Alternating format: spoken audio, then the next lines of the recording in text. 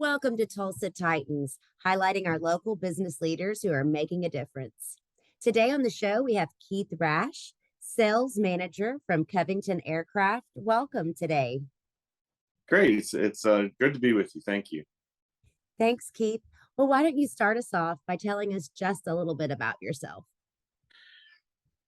I'm originally from Maryland, and when I graduated high school, I had a love for aviation. Ever since my dad took me on my first airplane ride. My dad was a pilot, and it was a Skyhawk it was a yellow stripe down the side of the airplane, and it didn't have wheel pants on it. And those in aviation would know what wheel pants are, and so you could see the wheel spinning as it left the ground. And I'll never forget how exciting it was watching the wheel stop spinning as we were, 500, 1,500 feet in the air. And man, ever since then, I've just been in love with airplanes, and I absolutely love them. And so came out to Tulsa, Oklahoma, went to Spartan School of Aeronautics, went to work for U.S. Air, and was around a lot of airplanes. Got to do a lot of flying, not piloting, but flying. Got to do, we did a lot of test flights and a lot of fun stuff. Working for U.S. Air is a very exciting time for me in aviation. And then my father-in-law had a heart transplant, and so we moved back to Tulsa in 1997. And we've been back here. I work for BizJet International. I worked on airplanes for a while. I have an A&P license, which is an airframe and power plant license, which allows you to work on airplanes. And I moved into customer service and sales in about 1998, the beginning or maybe the middle of 98.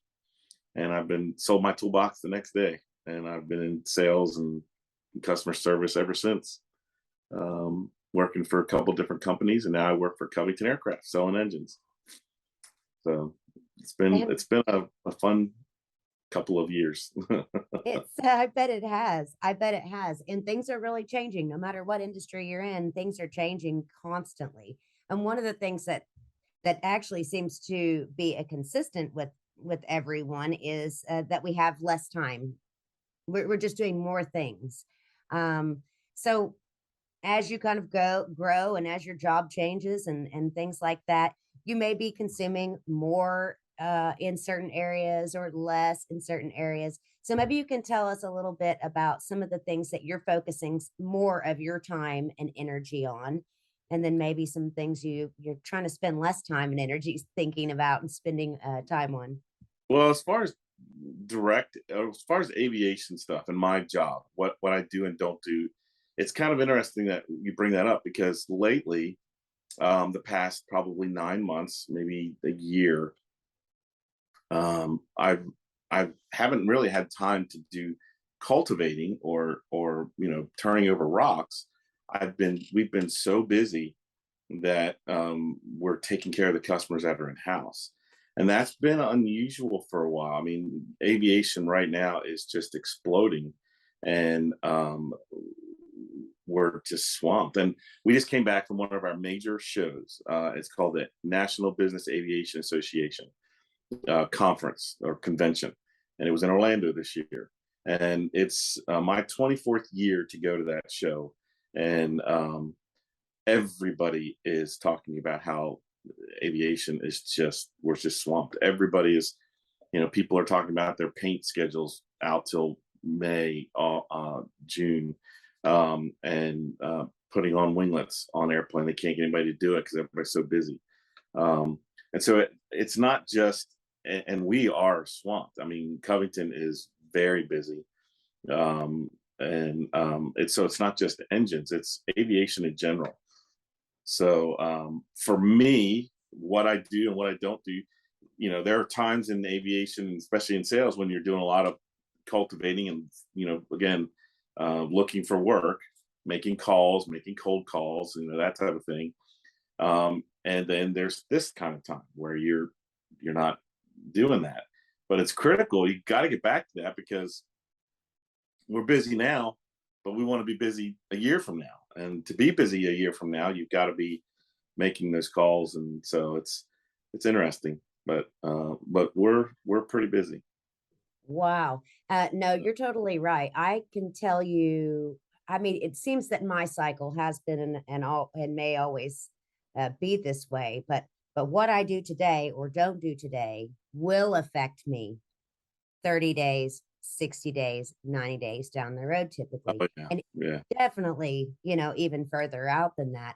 And you start to notice that really quickly. So it is a juggling game of trying to determine, okay, like I have pressing matters that have to be handled right now. We are super busy, but how do I also manage this um planting seeds and looking for new prospects and reaching out a hand to find new individuals or really just water some of the seeds that you'd been working on before you got so busy. So, well, yeah. No, that's what you got to do. with that in mind, are there some things that you're having to cut out of your schedule to plan time to kind of work time into your schedule right now to do that cultivating? Um, Not really. I mean, my day is pretty regulated. Now I don't get to the calls that I want to sometimes, so they just have to roll over. Yep. So there's calls that I'm not making that I'd like to, because the day's over and it's like, what happened? Yep. So as far as that goes, if you're talking about specifically when it comes to my job, yeah, there's calls that I'm not making that I'd like to make. Um, but other than that, I mean, it's just keeping track of the customers that are in house and making sure they know that what's going on with their engine. Yeah. So, Well, when you're as busy as you are, there must be some things that you're doing to make sure that you're staying successful every day. And a lot of times that comes in habits, in the form of habits, if you will. Could be daily habits or something that you do weekly. Every Friday, for instance, you do X, Y, or Z. What are some of the habits that you have that you feel really keep you on task and keep you successful in your role? my days are pretty much exactly the same when I get up, especially when I'm home. When I'm on the road, they get convoluted, and so it's not the same. But when I'm home, I get up every morning. I usually go let the dog out. I go grab a cup of coffee, come in here. I spend time reading my Bible, have a little bit of prayer time, and then I start answering emails. I try to review emails from the day before. And then, if I have emails that I need to send that day, I try to get those out of the way first thing in the morning because you can send any emails any time of day, and because people are going to get them, they don't ever look at the time that you send it. So usually, but I try to get my emails out of the way, and then by 8 o'clock or so, I'm making phone calls, talking to the shop, making sure engines are going, checking on the engines at the updates from yesterday. So it's pretty regimented. Yeah, it has to be. When I went from um, selling in an office environment, which was in about 2003, I think, I moved. I quit the company that I was working for to go work for another company in Conroe, Texas. And I wasn't going to move to Conroe, just worked out of my house. And so my boss at the time, he's like, "Man, he goes, you're not going to make it. You're a people person. You need to be around people." Well, that kind of motivated me to not fail. And so I had to at that time say, okay, this is what I'm going to do. And I had to. I don't get up and go in my pajamas. You don't. Keep your shorts on. I got dressed. And went to work. And you have to do that. For me, I had to do that. And other people may not have to. But I've been very blessed and very fortunate, and we've been very successful at doing that. But it's a habit. Yeah. It's same thing every day, and whether that's the reason I'm successful or not, I don't know. I contribute a lot to what the Lord's done for us, but I try to keep that the same way all the time, and so that's what I do. Well, I love where you give credit where credit is due because I feel the same way. I basically feel that I'm not really doing much of anything except for just kind of existing. It's whatever the Lord can do through me. Yeah, He yeah. gives me the power to get wealth. Everything that He does is a blessing. Everything that happens for me is a blessing from Him. But with that same token, it's like you said, you have to have a goal in mind, and your goal is to be successful every day. And what that looks like for you is to get up, on time, same way every day, get up and get dressed just like you would go into the office and have that 8 to 5 or whatever your schedule might look like. And I am exactly the same way. Yeah, Exactly. I kind of envy people that can just lay around in their sweats and work really hard, but that's just not me. I just I can't do can't do that. I my desk has to be neat. My desk has to be, and I try and clean it off at the end of every day, and it just gets messy at it. throughout the day, stuff flying, and but I try to, you know, it has to be for me. That's just me. It has Yeah, to be that. I agree. I'm the same way. Well, now you just mentioned a little bit ago about, planting those seeds and those being necessary for next year as you're looking into next year. So that already tells me that you play the long game, that that things don't just always turn really, really quickly for you. And some of those things are long-term relationships and over time. Do you enjoy that? Is that something that you find challenging? Is it something that you kind of dread, knowing that, oh, this is going to be a year-long relationship before I can ever turn the key here? It's funny. I this again. I'm going to reference our NBAA that we just had. It's what it's called, National Business Aviation Association. Um, it was when I first started going to that show. I had a boss named Mike Coate, and he and I would walk around the show. He couldn't walk 10 steps without running into somebody that he knew. And I thought, man, one of these days I want to be that way. I want to have the relationship with people that, in aviation, have so many friends, and that you can't walk, down an aisle without stopping. And it's been like that this year, especially because there were so many people that were there this year. It was because it's kind of a bounce back year for aviation in the big, actually anybody in big conventions. And it was more people there than I've seen in a long time at the show. And it was like that for me. I'd go walk around, and I'm in the booth a lot, probably 95% of the time, 90% of the time in the booth. But when I would walk around, man, I couldn't go hardly an aisle without stopping and seeing somebody I know, and that was fun. Got to catch up on seeing a lot of people that I hadn't seen in a long time. So the relationship part is hard at first. It's building that, getting that started, and you know it's tough. I mean, making cold calls is not tough. It's tough, and it's not always fun. Mhm.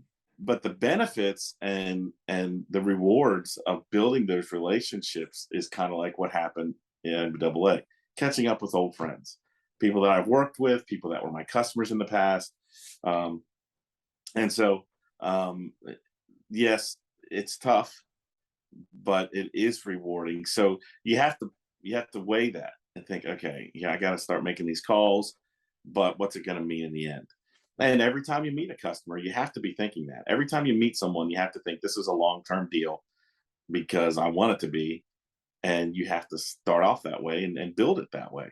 Um, they don't always necessarily think that. The customers isn't always thinking that. They're thinking, well, I got another sales guy coming to talk to me. Yep. But in my mind, so you have to change that with them. And so you've got to build that relationship, and some are a lot easier than others. You have that kindred spirit with other people, and it when you meet them.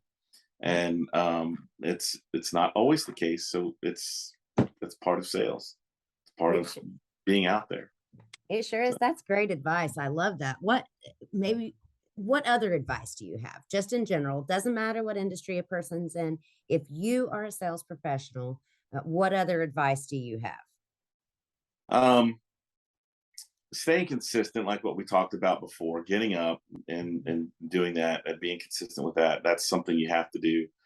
Um, Having that regimented daily uh, pattern to make sure that you're doing every day what you need to do. Always following up with customers, always staying in touch with customers, people you haven't. Like for me, I contact in the way our database is set up. I can make a phone call on my calendar, and then I just move that to the next 3 months, 3 months Mhm. down the road. So you're always following up and making sure that you're not losing touch with the people that you know. Um, it's just it's consistent phone calls, consistent contact. That's a big part of what sales is. Um, it's not always going to the parties, going to the cocktail thing. It's just building a relationship. It's building a relationship with people. So Well, that's 100% true there. Well, now there are salespeople can be different. We can be just a little different. We can be quirky and interesting individuals, but there are some qualities that I, find are in most salespeople. So when you're looking to bring someone on board to work with you on your team, what are some of the qualities that you would look for in that sales individual?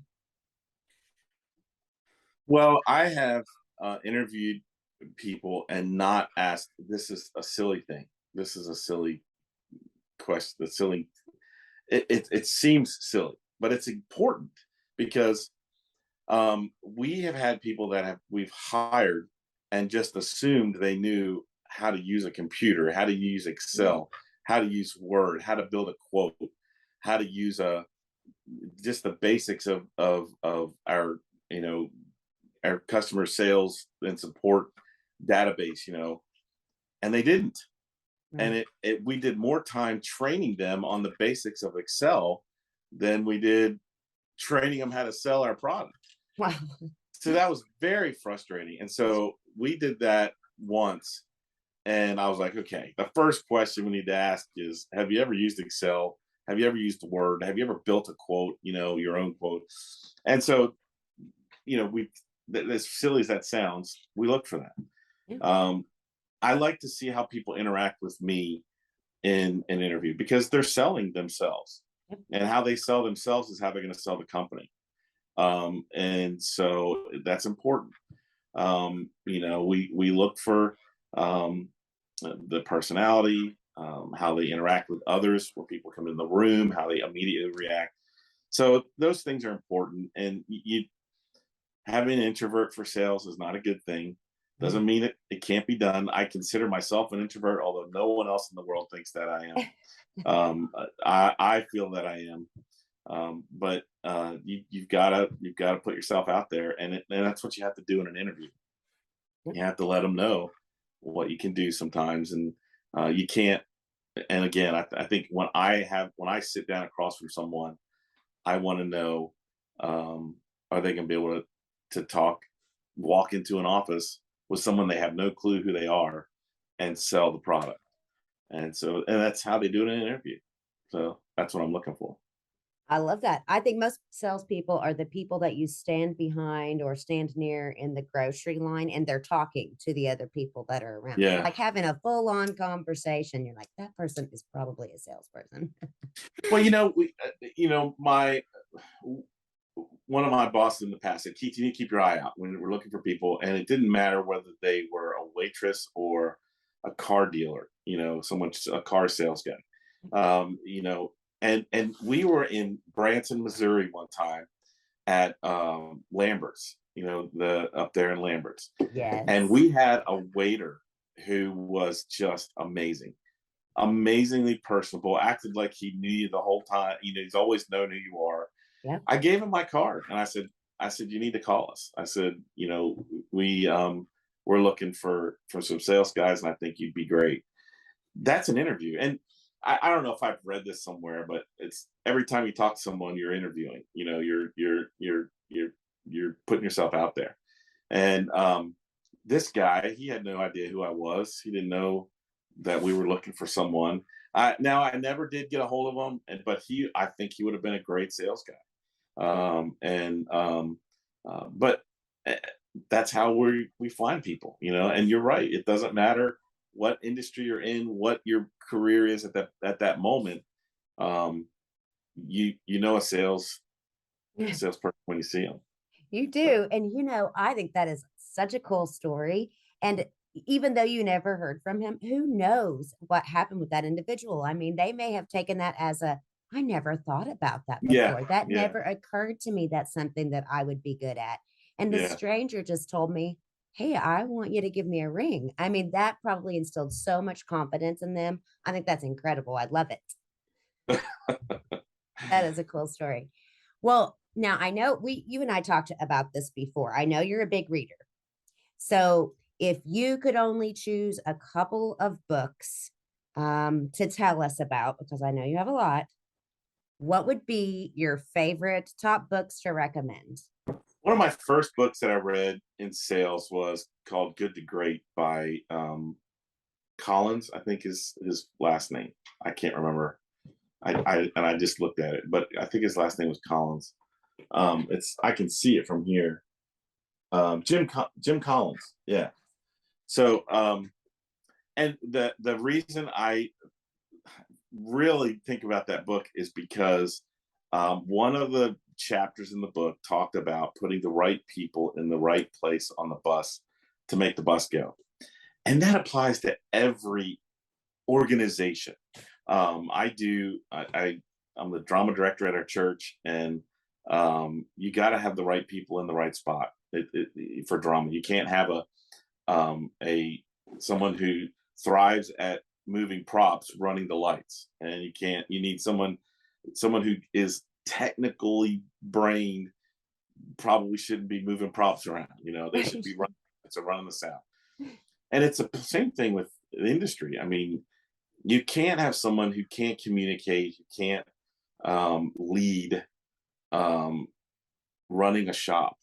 You can't have someone who knows nothing about computers and Excel, making quotes, and so um, you got to have the right people in the right spot on the bus if you want your organization to go. And that just stood out to me in a huge way. That as far as business books, that one would go. And then I love reading history books. I love 1776 is probably one of my favorite books ever. Valley Forge would be the next one by Newt Gingrich and another person. David McCullough wrote 1776. And I have a book. It's called Truman, and it's a biography about President Truman. And it's a great read. It's huge. It's a very thick book. But where he came from, the fact that he never expected to be the president, never wanted to be the president, it kind of rings true to me. I'm an aircraft mechanic. I never thought in a million years I'd be doing what I'm doing. And so that's probably why that book is pretty neat to me. But those are some of the books I like to read. So Well, I'm going to have to check out at least two of those. At least two. I do want to read Good to Great. That sounds like an amazing book, and I can attest that if you're in the wrong place, it's not just miserable for the organization, but it's miserable for the individual living it well, too. that's another good point. When we talk about hiring someone, we need to make sure when you hire someone, no matter what, whether it's for sales or not, you can't have someone who, like me, this is a perfect example. When I went from working on being a lead on an airplane for US Air, we had 4 airplanes a night, 20 to 30 guys a night. I got to, I assigned jobs. Ran the airplanes in the morning, make sure they were out at the gate, ready to go for the passengers. And then when we moved to Oklahoma, I got a job with BizJet International, sitting on a stool taking apart JT-15D engines. It's a jet engine. That was miserable for me. That was absolutely miserable for me. I didn't do well because I didn't like it, and that's just was not my personality to sit. Other people thrive at that. They love it. They can't wait to go to work every day and take apart this engine. I couldn't do it. It was rough, and I lasted about 6 or 8 months, and then I was able to move to where I was in a hangar working on airplanes again. But you can't have someone sitting in a cubicle selling parts who can't handle sitting in a cubicle selling parts, who would much rather be interacting with people. And you can't have someone who um, is a complete introvert, doesn't like to talk to people, out selling when they should be sitting in front of the computer in a cubicle selling parts. So that just goes right along with the good to great idea of putting the right people in the right spot on the bus, because they are going to be miserable and they're not going to last long. No, no, no. Been there, done that. Don't want to do that again. Lots of Yeah. lessons to be learned, though. Yeah. Lots of lessons to be learned. Well, if anyone wants to reach out to a semi introvert drama leader, how can they get in touch with you? What's the best way to reach out to you?